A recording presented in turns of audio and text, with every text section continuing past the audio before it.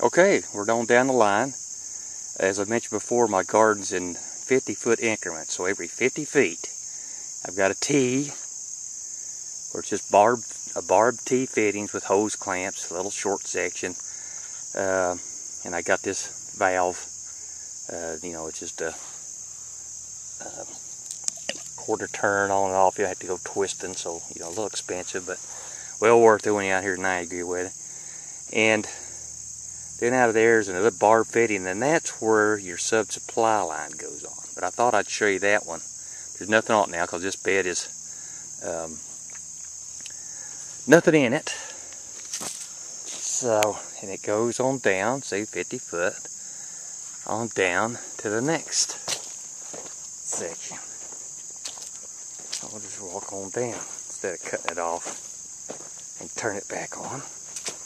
And so we're down here to the next section, which I do have something in, so I do have a sub-supply line hooked on. So here we go again.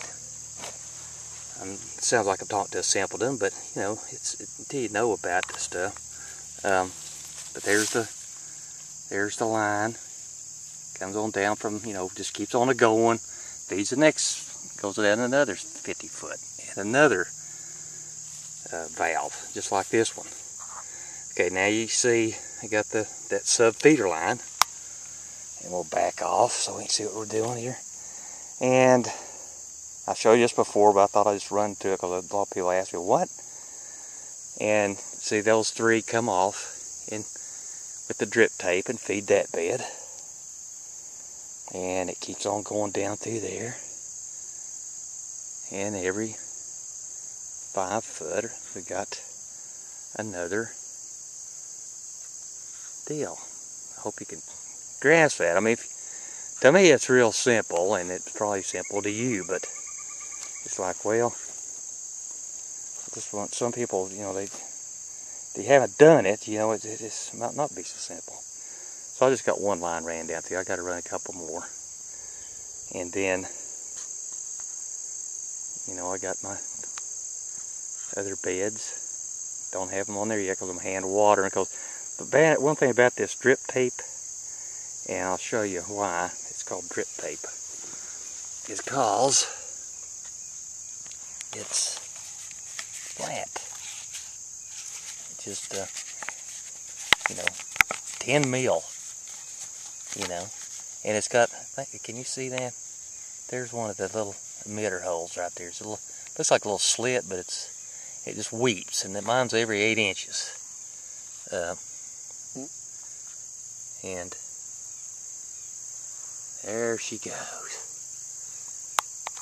But the thing about it is that drip tape, when they're young seedlings, sun hits it, there's no water in there if you're not watering, and it'll move all over the place. Yeah, it's sort of snaking down through there. Well, it's even worse when there's sun hitting it directly, and it'll knock your little seedlings around. So I get them hand watered in for a while, then I put the drip tape on it. But there's that. So each section's got a sub feeder like this, and then we go down the next 50 foot down there, and down there's another one. So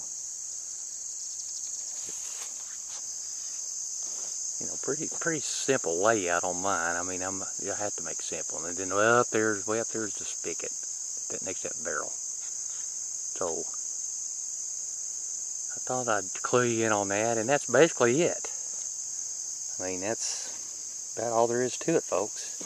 I guess I could go look at these things a little closer. This, you got a punch, and you punch a hole in this black plastic pipe here. Back off a little, and that plugs in. This tightens back and seals that. Because remember, you're getting it down to low pressure, so everything's going to have little leaks to it. But you're leaking the water thing. So, but this is pretty tight. It's low pressure. Then you've got this valve, just like that quarter turn miniature version of it. And this thing, like I think I told you in another drip thing, just hooks in. So it's pretty. It thought it out pretty good. I mean, pretty easy. So I appreciate you putting up with me, but I thought I'd go ahead and run a good thing on the drip. So talk to you later.